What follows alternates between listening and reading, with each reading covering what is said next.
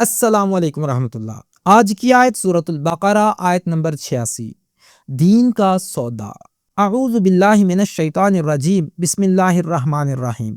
اللہ سبحانہ و تعالی نے ارشاد فرمایا، اولئک الذین اشتروا الحیاة الدنیا بالآخرہ فلا یخفف عنہم العذاب ولا هم ینصرون۔ یہ وہ لوگ ہیں جنہوں نے دنیا کی زندگی کو آخرت کے بدلے خرید لیا، تو ان پر نہ تو عذاب ہلکا کیا جائے گا اور نہ ہی ان کی مدد کی جائے گی۔ خریدنے کا مطلب کیا ہے؟ یہاں اشتراؤ کا مطلب محض خرید و فروخت نہیں، بلکہ ترجیح دینا ہے۔ جیسے کوئی شخص اپنے اختیار سے کسی چیز کو چن لیتا ہے، انہوں نے آخرت کی قیمت پر دنیا کے فائدے خرید لیے۔ سچ چھوڑا مگر نوکری بچا لی، سود اپنایا مگر بزنس چمکا لیا، دین کا سودا کیا مگر حکومتی مفاد حاصل کر لیا۔ انجام دو طرفہ محرومی، نہ اندر سے کوئی رعایت ہوگی، عذاب ہلکا نہیں ہوگا، نہ باہر سے کوئی مدد ملے گی، سفارش معافی کوئی شفیع نہیں۔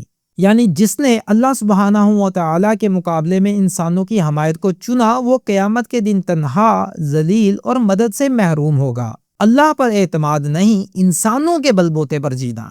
بنی اسرائیل نے اللہ کی کتاب، شریعت اور انبیاء کرام علیہ السلام کے پیغام کو پس پشت ڈال کر زمینی فائدہ چنا۔ آج بھی یہی حال ہے۔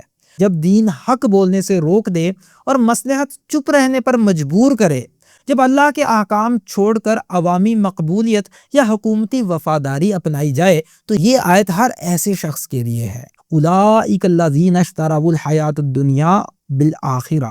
ہر فیصلے سے پہلے ایک سوال، کیا یہ فیصلہ آخرت پر دنیا کو ترجیح تو نہیں دے رہا؟ دین کو قربان کر کے جو دنیا ملے وہ عذاب کو دعوت دیتی ہے۔ دین اور دنیا کا بیلنس تبھی ممکن ہے جب ترجیح آخرت ہو۔ یا اللہ، ہمیں ان لوگوں میں شامل نہ فرمانا جو دنیا کو دیکھ کر آخرت بھول جاتے ہیں، جو تیرے وعدوں پر یقین نہیں رکھتے اور جو تیرے دین کو وقتی مفاد کے لیے بیچ دیتے ہیں۔ ہمیں سچا ایمان، اخلاص اور ہر فیصلے میں آخرت کی ترجیح عطا فرما۔ آمین یا رب العالمین۔